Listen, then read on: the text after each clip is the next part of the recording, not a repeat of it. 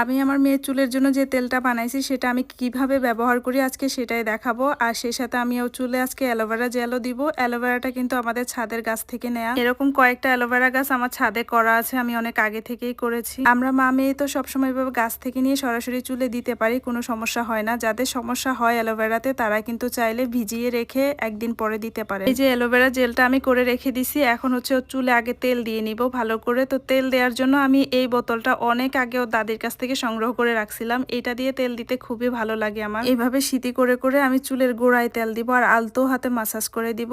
আমি সবসময় এইভাবে চুলের গোড়ায় আলতো আলতো করে মাসাজ করে তেল দিয়ে দিই। আর হচ্ছে চুলের আগায়ও তেল দিতে কখনোই ভুলি না।